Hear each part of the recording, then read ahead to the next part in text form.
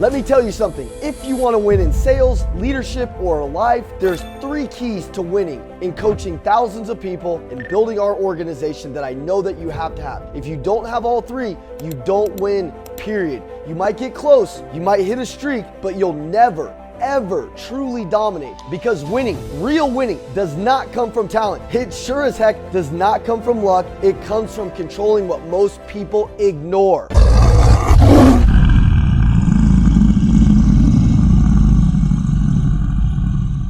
All right, so here's the first key to winning. So I want you to write this down. Number 1, intensity. Intensity is the power behind your presence. It's really what people feel when you walk into a room. When you pick up a phone or you step on stage. In sales, it's everything. In life, it's everything. In business, it's everything. Your clients don't just buy your product, they buy your certainty. And your certainty is communicated through your intensity. If you talk flat, you move slow, you sound unsure, nobody believes in you. They don't believe in you. You have to have a level of intensity that people can see that, like, man, this person's passionate, this person's convicted, this person has fire. And if you're not enthusiastic, if you don't have this like boiling enthusiasm inside of you, like a volcano that's just right at the tip about to explode, if you're not that enthusiastic about your product, about your life, why as a prospect should I be? Let me give you a real life example. When my son Jackson steps up in a baseball game, he loves baseball. He's so fired up. We play it all the time. And there's nothing I like seeing more than him winning. But when he steps up to swing, I always tell him, you better swing like you actually truly mean it. Because most kids who they get up there and they're timid, they're shy, they're reacting to the ball. No, dude, you need to be on offense. You need to be really ready to put that bat up on your shoulders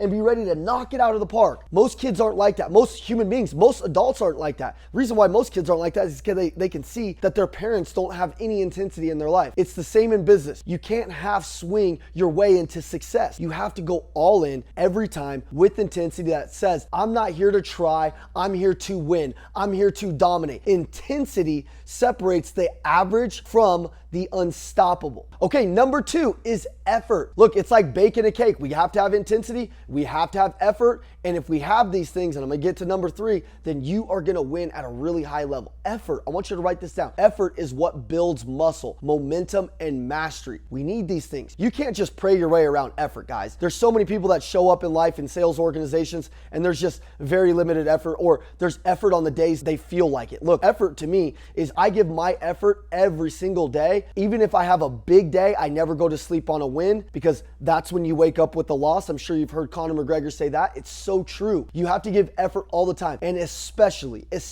when you're getting your butt kicked. When you're getting your butt kicked in business, in life, whatever it is, you have to show up and give that crazy effort, because that's the only reason, or that's the only way that you're going to create momentum. You can't shortcut it. You cannot, I repeat, not have championship goals with baby little junior varsity effort. It doesn't work. My daughter Mila, this girl is unstoppable. She is so committed to dance. She is so committed to cheerleading. She is a freaking savage. Other kids in her classes will give 50% and they're just going through the motions. And I always tell her, girl, you got to have more effort than these other girls if you want to be truly the best at what you do. She does do that. She gives more effort than anybody. I'm so proud of her. I watch her all the time. She's practicing. She's practicing in private, so then when she's on these stages, you can just see that she's better than everybody because she's just way more choreographed than them. It's the same choreography. It's the same music, but it's a different level of effort from the dancer. I remember a time when her and I were at a competition, and I was so proud of her because she got off the stage, she wins this dance competition, and she comes up to me, and every one of the parents are just saying, oh my God, you did so good, you did so good.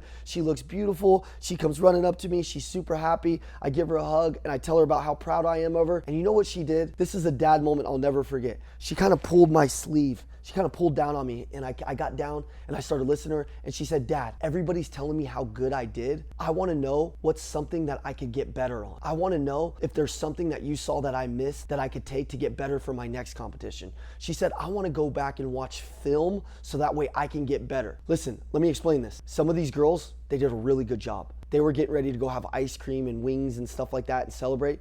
My daughter wanted to go back to the freaking hotel and watch film on what she did good and what she did bad. That to me is a high level champion effort. I was so proud of my baby girl because I've seen her do things that other dancers aren't willing to do. I've seen people not show up to practice and it's her in a dance studio with just her teacher and a couple of her team members should be there and nobody showed up. And she was sad about it. And I remember telling her, like, you're not like everybody else. That's the other 99%. Those girls, I know you like them, but they're the other 99%. Baby girl, you're the 1%. You're going to do in the dark what these other people aren't willing to do. You're going to do stuff that other people aren't willing to do so you can live a life like they can't. So that way, when it comes to the light and the lights are on, you fall back to your lowest level of skill. Because here's what happens. When most people get hit with something in business, they haven't practiced enough. So they haven't put the effort in. They want to be the top 1%, but they don't back it with any championship effort. So when things start happening, they fall back to their lowest level of skill, which theirs usually sucks. And us champions, our lowest level of skill is way higher than your maximum effort of skill. So guess which one shines better under the lights? The one that puts in the most effort. In sales, effort looks like this. It's more calls. It's more follow-ups. It's more learning when the day's over and you're tired.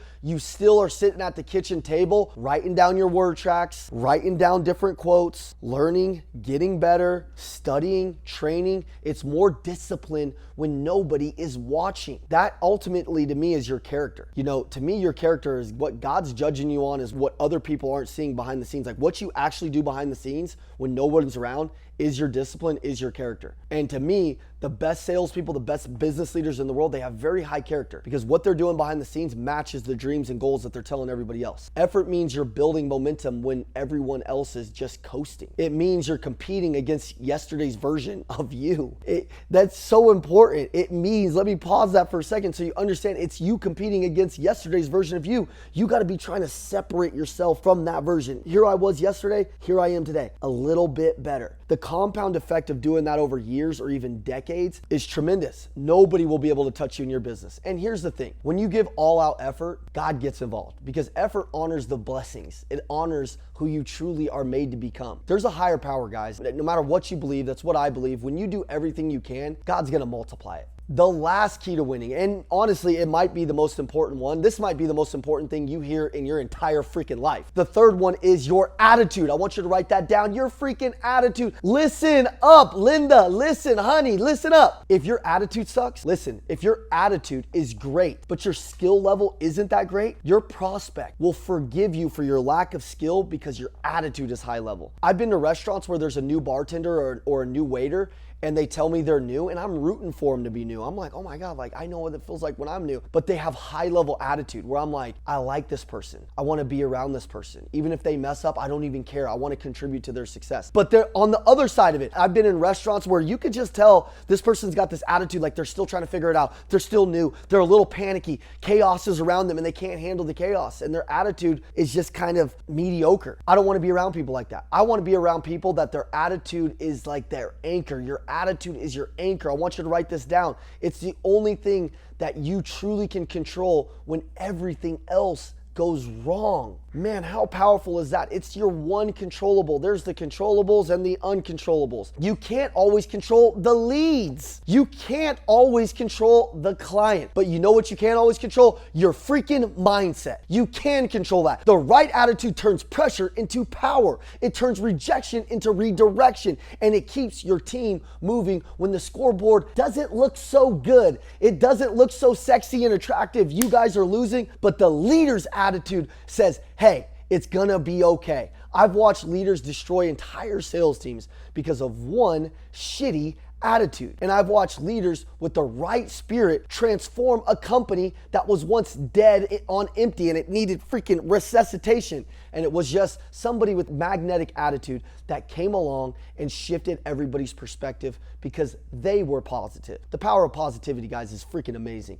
Your attitude sets the tone for everyone who follows you. As a leader, you are the thermostat. You have to understand this. There is a thermostat and you as the leader set it. Imagine inside of this room, it is probably 70 degrees, let's say. Let's say on the other side of that, it's freaking 50 degrees and we let the door open. What comes in? cold air. Now, all of a sudden, the air is going down, the room's changing. No, me as a leader, my thermostat is set so freaking high, I'm 110 degreer. I'm 110 degreer, and nobody can come in and shift the thermostat of my room. It doesn't freaking exist. You have to be that thermostat. You have to set the temperature in your organization. And you might be a salesperson and think that you're not a leader. I'm talking about this is your whole life, guys. You are the thermostat in your relationships, in your family. On this channel, we talk about getting it all. So when I'm talking, I'm not just talking to the business owner or the CEO as the leader. Me as a salesperson, when I went in my company, I am the linchpin. I am the person that pushes the culture. I am the person that walks in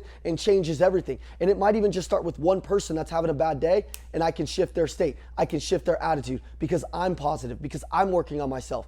Do you know how valuable that person becomes in an organization? Do you know how valuable that person becomes? That person can write their own check because now all of a sudden it's like one person shifts, 2, 3, 4, 5, 6. And all of a sudden, everybody's looking to you as a leader. But meanwhile, you were thinking that you weren't a leader before you saw this video. You are a leader. You're a leader that can influence any and everybody. There is somebody that looks up to you. But this means that even when you're tired, or even when you're frustrated, or even when you're uncertain, tired, or frustrated, you show up with gratitude and confidence and faith. Let me say that again. Gratitude, confidence, and faith. Those things are so important that if you want to be a badass, you have to have those, because real leaders don't wait for motivation, they create it. So here's the lesson. Intensity gets attention, effort builds credibility, and attitude will earn trust. You need all three to win.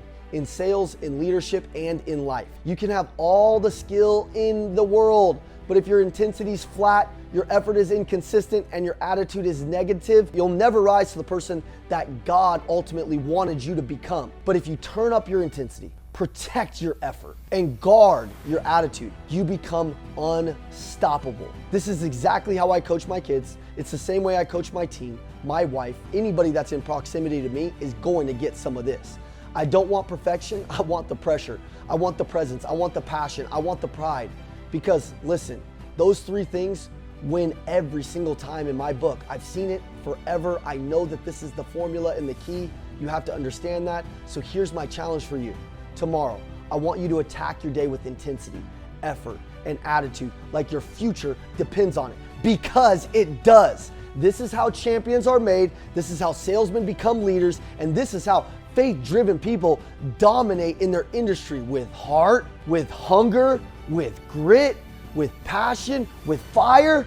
Let's go win today. Take those keys and go freaking dominate. Let's go.